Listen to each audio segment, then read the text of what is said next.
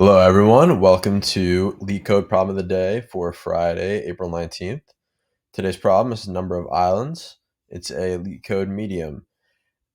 So the problem is given an m by n 2D binary grid, which represents a map of ones, land, and zeros, water, return the number of islands. An island is surrounded by water and is formed by connecting adjacent lands horizontally or vertically. You may assume all four edges of the grid are all surrounded by water.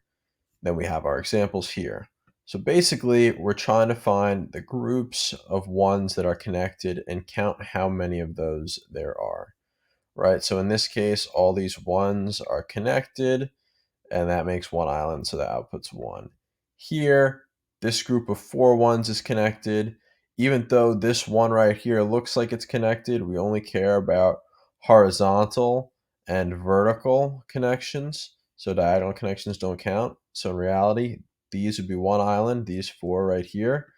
Then this would be another island all by itself, and this would be a third island right here off in the bottom right. So the output would be 3. So how can we do this? A simple way is to use depth first search.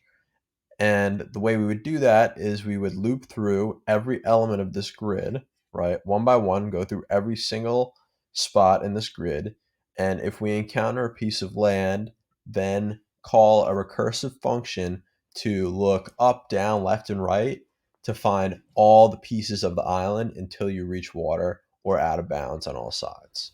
So let's code that up. So we can say x equals 0. That's going to be our answer. It's going to be how many islands we have. We can define a depth first search function within this function. So we can call it DFS x comma y, and those are going to be our coordinates. We're going to say then if x is less than 0, so if it's out of bounds, and we're going to check for all the out of bounds. So if x is less than 0, or y is less than 0, or x is greater than or equal to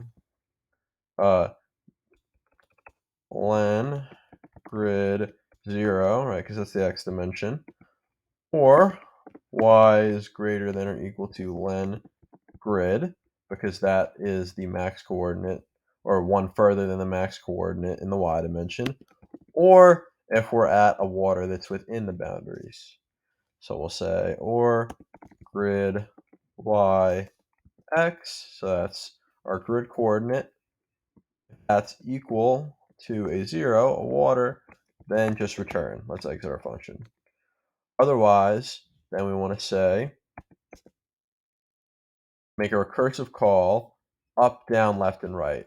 A shorthand we can use to do that, so we can say for offset in -1, 1, and we're going to say DFS x plus offset, y, DFS y x comma y plus offset, and that's just going to do the same function, but for x plus 1 and x minus 1, and for y plus 1 and y minus 1, which is equivalent to left and right and up and down. So then, after we've done our DFS, right, we can say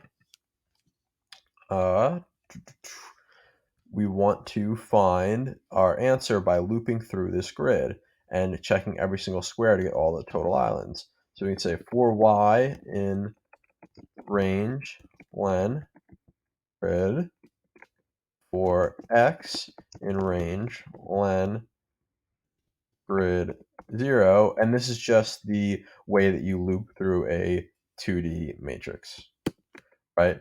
Loop through the y dimension, which is the first set of lists, and then loop through the second dimension, which is within those nested lists, right?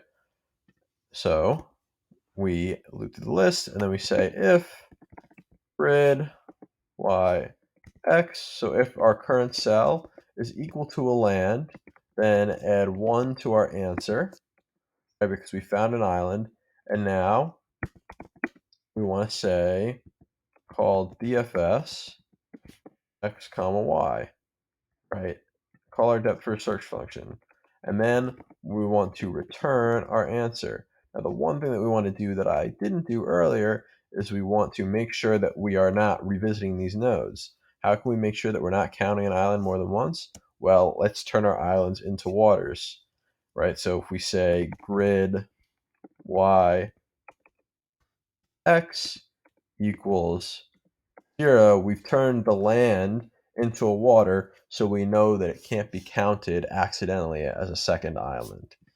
So if we run that to test it, we should get the all clear, and then we can submit to check our answer against all the test cases. And there you have it. LeetCode problem of the day for Friday, April 19th.